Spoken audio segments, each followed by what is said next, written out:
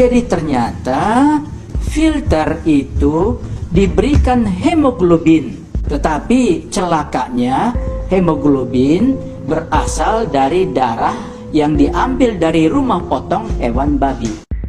Ketua Komisi Nasional Pengendalian Tembakau atau Komnas PT, Dr. Hakim Sarimuda Pohan mengungkapkan bahwa dalam filter rokok yang banyak digunakan di Indonesia terkandung bahan yang berasal dari darah babi.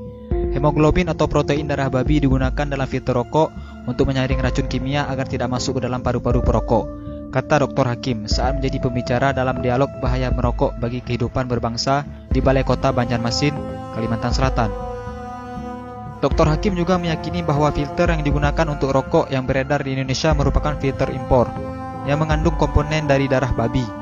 Menurutnya, semua itu diketahui setelah adanya pernyataan yang diungkapkan ahli dari Australia atau Profesor Kesehatan Masyarakat dari Universitas Sydney, Simon Chapman.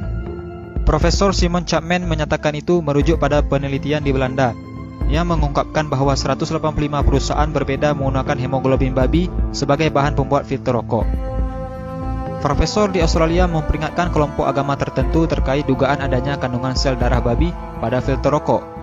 Profesor Simon Chapman juga menyatakan sekali lagi bahwa itu merujuk pada penelitian di Belanda yang berhasil mengungkapkan bahwa 185 perusahaan berbeda menggunakan hemoglobin babi sebagai bahan pembuat filter rokok. Menurut Dr. Hakim, sudah seharusnya umat muslim yang mayoritas di Indonesia ini menjauhi barang yang nyata-nyata dilarang dalam agama. Bukan hanya kaum muslim, tetapi kaum Yahudi juga melarang pemanfaatan babi untuk keperluan seperti filter rokok ini. Kabar penting ini harus diberitahu kepada para perokok yang alergi terhadap fatwa haram merokok.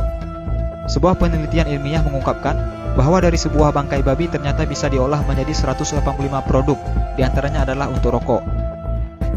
Penemuan penggunaan darah babi dalam filter rokok ditemukan peneliti di Belanda, Christine Mendersma, secara tidak sengaja. Perempuan ini sebenarnya sedang meneliti seekor babi berkode Pig 05049 di sebuah peternakan di Belanda. Di laman pribadinya, Mendersma menyatakan telah meriset selama 3 tahun semua produk yang dihasilkan dari seekor babi tersebut.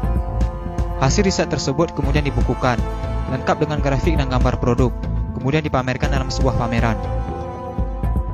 Tujuannya sederhana, menunjukkan kepada orang lain bagaimana sebuah produk itu dibuat dan dibungkus dan dari mana dia berasal, sehingga orang bisa tahu. Untuk menunjukkan itu, Mendersma mendekati subjek ke satu ekor binatang yang di dalam hal ini adalah seekor babi bernama Pig 05049.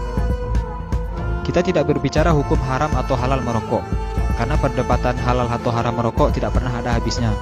Kami hanya menyampaikan informasi penting ini agar para perokok bisa berpikir lebih jauh tentang filter rokok yang menggunakan darah babi. Jangan lupa